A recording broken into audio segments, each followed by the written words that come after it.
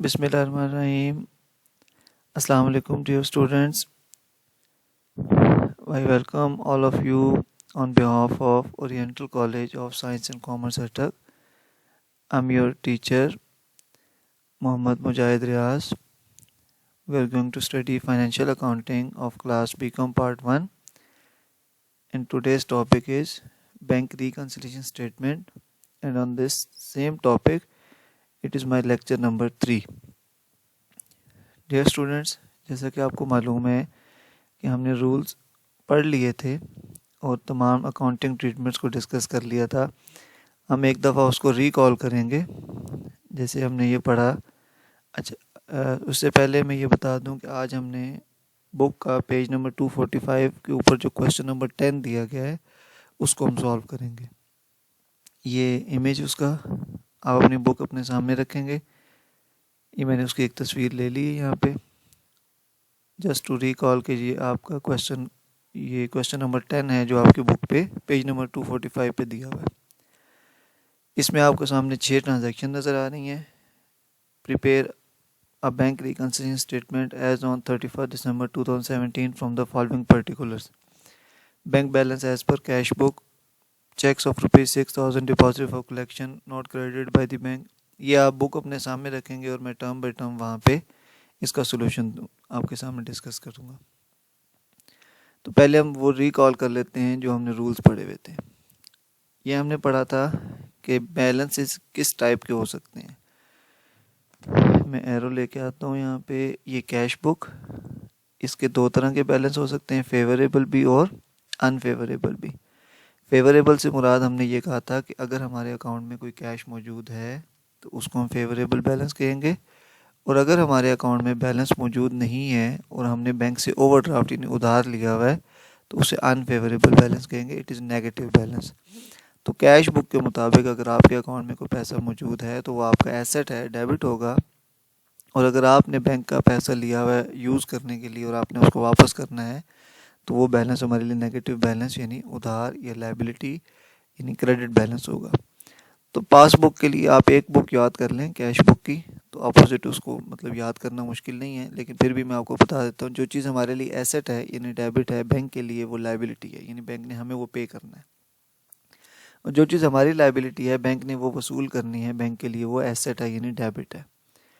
ठीक है. इसी तरह हमने 4 रूल्स डिस्कस किए थे कि अनप्रेजेंटेड के साथ क्या ट्रीटमेंट देना है. यस डेबिट, अनक्लियर्ड को क्रेडिट, इनकम्स गेंस जब आ गई तो डेबिट, और एक्सपेंसेस लॉसेस अगर आएंगे तो क्रेडिट. अभी हम इसका फॉर्मेट देख लेते हैं. फॉर्मेट में ये था कि हमने 2 कॉलम बना लेने हैं और एक बड़ी जगह छोड़ देनी है पर्टिकुलर्स के लिए. लेफ़्ट साइड पे पर्टिकुलर्स, जो छोटा कॉलम है वो डेबिट क्रेडिट. ये जो हमने आगे लिखे हुए हैं कैश बुक का फेवरेबल बैलेंस है तो क्या करना है, अनप्रेजेंटेड को क्या करना है, ये सारे रूल्स यहाँ पे लिखेंगे और उसके बाद आगे अमाउंट लिख देंगे.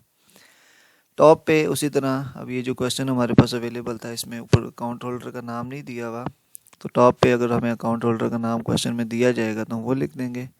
स्टेटमेंट का नाम और जिस तारीख को स्टेटमेंट बन रही है एज ऑन 31 December 2017. अब अपनी बुक आप सामने रखें तो उसमें पहली स्टेटमेंट लिखी हुई है कि balance as per cash book. अब उसमें कोई एक्स्ट्रा इन्फॉर्मेशन नहीं है.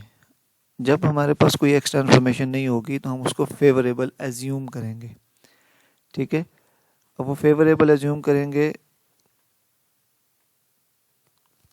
कैश बुक का जो फेवरेबल बैलेंस है, ये मैंने एरो लगा के आपको समझाया कि कैश बुक का फेवरेबल बैलेंस क्या होगा, डेबिट होगा. तो अब ये एरो हम यहाँ से हटाते हैं, ये यहाँ लिख देंगे डेबिट, और इसकी अमाउंट दी गई है 47,020 रुपीज़. इसके बाद नेक्स्ट स्टेटमेंट में लिखा हुआ है कि चेक्स बैंक में जमा कराए लेकिन बैंक ने अभी तक वो कलेक्ट नहीं किए या क्रेडिट नहीं किए, तो ये अनक्रेडिटेड चेक्स हैं. अनक्रेडिटेड का रूल ये आपके सामने नज़र आ रहा है, एरो के साथ भी मैंने दिखा दिया. क्या रूल है जी, क्रेडिट करेंगे तो हम डेबिट क्रेडिट वाले कॉलम में क्या लिख देंगे, क्रेडिट, और उसकी अमाउंट दी गई है 6,000 रुपीज़. यहाँ एक चीज़ आप समझ लें कि डेबिट को आप एज्यूम कर लें पॉजिटिव और क्रेडिट को आप एज्यूम कर लें नेगेटिव. तो डेबिट के साथ मैंने कोई उसमें नहीं लगाया, ये आप देख सकते हैं डेबिट के साथ एज इट इज़ अमाउंट लिख दी, और क्रेडिट जहाँ पे आ रहा है वहाँ मैंने ब्रैकेट डाल दी है विच मीन नेगेटिव। ये सभी कैलकुलेशन में आसानी हो जाएगी। तीसरी चीज़ है जी अनप्रेजेंटेड के साथ लिखा हुआ है कि आपने चेक्स 8,000 रुपये के इशू किए, 6,000 रुपये के चेक्स कैश हो गए, यानी आपने भी अपने अकाउंट से माइनस कर दिए कैश बुक में और बैंक में भी वो 6,000 के चेक प्रेजेंट हो गए। तो जो कैश नहीं हुए यानी प्रेजेंट नहीं हुए वो कितनी अमाउंट बनती है 2,000 रुपीज़। पहले इसका रूल देख लेते हैं। अनप्रेजेंटेड का रूल क्या है डेबिट, तो ये कॉलम में डेबिट डाल देंगे और इसकी अमाउंट कितनी आ जाएगी 8,000 में से 6,000 प्रेजेंटेड हैं तो 2,000 आपके क्या आ जाएंगे अनप्रेजेंटेड। नेक्स्ट लाइन में लिखा हुआ है कि wrong debit appeared in the passbook. अब ये चीज़ आप याद रखें कि बैंक का डेबिट करना आपके लिए नुकसान है, यानी बैंक का डेबिट आपके लिए क्या है क्रेडिट। तो बैंक ने डेबिट कर दिया, आपके अकाउंट से गलती से पैसे निकाल लिए, बैंक आपके अकाउंट को क्रेडिट करे तो ये आपके लिए फेवरेबल बात होती है, फ़ायदे की बात है, आपके अकाउंट में पैसा जा रहा है। और अगर बैंक डेबिट कर रहा है तो इसका मतलब है आपके अकाउंट से डिडक्शन हो रही है। और रॉन्ग डेबिट की सूरत में हम इसको क्या अज्यूम करेंगे, यस मैंने एरो के साथ बताया कि ये क्या है लॉस है, तो बाद में रिकवरी होगी जो भी होगा, लेकिन फ़िलहाल तो हम एक स्टेटमेंट तैयार कर रहे हैं कि डिफरेंस क्यों आ रहा है। तो ये जो रॉन्ग डेबिट है ये लॉस कंसिडर करेंगे और लॉस का जो ट्रीटमेंट है वो क्या है क्रेडिट, और इसकी अमाउंट बुक में दी गई है क्वेश्चन में आपके सामने 800 रुपीज़। इसके बाद bank charges not recorded in the cash book. Bank charges लाजमत नाम से भी जाहिर है कि ये क्या है हमारे लिए एक्सपेंस है, तो एक्सपेंस वाला रूल अप्लाई करेंगे, ये भी क्रेडिट है और 20 रुपीज़ इसकी अमाउंट है। और लास्ट पे लिखा हुआ है interest on investment collected by the bank. Investment हमने की उसके ऊपर इंटरेस्ट बैंक ने कलेक्ट कर लिया। देखें आप कलेक्ट करें या बैंक कलेक्ट करे ये आपके लिए फ़ायदे की बात है, तो ये आपके लिए फ़ायदा है, इनकम है आपके अकाउंट में। अगर वो कलेक्ट करेगा तो अपनी जेब में तो नहीं डालेगा ना, बैंक आपके अकाउंट में डालेगा, तो इट इज़ योर इनकम। ये मैंने एरो के साथ बता दिया कि ये हमारे लिए क्या है इनकम है, इसके ऊपर इनकम का रूल लगेगा, डेबिट करेंगे इसको और इसकी अमाउंट है 2,000 रुपीज़। अब मैं कोशिश करता हूँ कैलकुलेटर आपके सामने ओपन करूँ।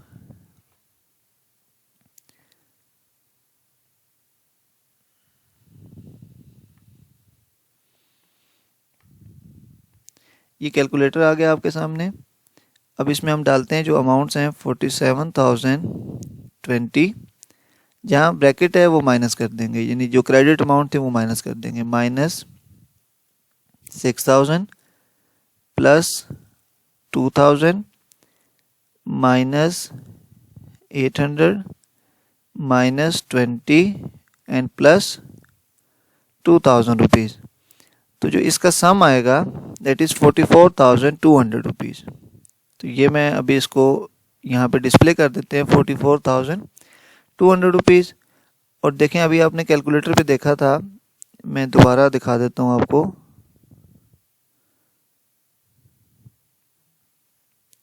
ये कैलकुलेटर पे ये अमाउंट आपके सामने नज़र आ रही है 44,200 के साथ पॉजिटिव का साइन है, यानी नेगेटिव का साइन नहीं है।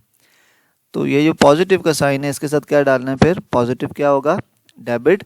तो ये 44,200 के साथ क्या अमाउंट आएगी जी, क्या मतलब साइन कौन सा आएगा। जो अकाउंटिंग में दो तरह के साइन होते हैं ना, डेबिट और क्रेडिट, मैथमेटिक्स में तो प्लस माइनस है ना, अकाउंटिंग में डेबिट क्रेडिट।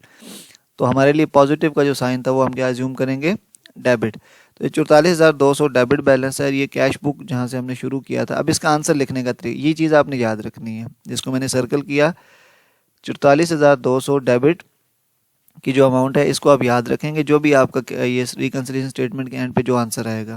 अब इसका जो जवाब लिखने का तरीकाकार ये है कि आप यानी जिस बुक से आपने शुरू किया, ये मैं एरो के साथ आपको बताता हूँ, ये जिस बुक से आपने शुरू किया वो कैश बुक थी, तो जो आप इसका जो जवाब लिखेंगे वो ऑपोजिट कर देंगे, यानी बैलेंस, ये मैं आपको एरो के साथ बता देता हूँ, बैलेंस एज पर, यानी कैश बुक से शुरू किया था तो आप किस बुक का लिखेंगे, ये आपके सामने एरो के साथ नज़र आ रहा है पासबुक। और एंड पे जो आपने सर्कल किया वो डेबिट की अमाउंट है, तो वो कैश बुक का डेबिट है, तो पासबुक का वो क्या होगा जी क्रेडिट। तो ये आपका आंसर लिखने का तरीकाकार है कि जिस बुक से आपने क्वेश्चन शुरू किया होगा, कैश बुक से शुरू किया है तो आंसर पासबुक का आएगा, और जो एंड वाली लाइन है उसके साथ जो साइन होगा उसको भी आप एंड पे चेंज कर देंगे क्रेडिट। उम्मीद है आपको लेक्चर समझ आया होगा। इंशाल्लाह ताला नेक्स्ट क्लास में हम नेक्स्ट क्वेश्चन डिस्कस करेंगे। Thank you so much. अल्लाह हाफिज़। दुआओं में वालिदैन के साथ साथ असातिज़ा को भी याद रखा करें। फ़ी अमान अल्लाह। जज़ाकल्लाह।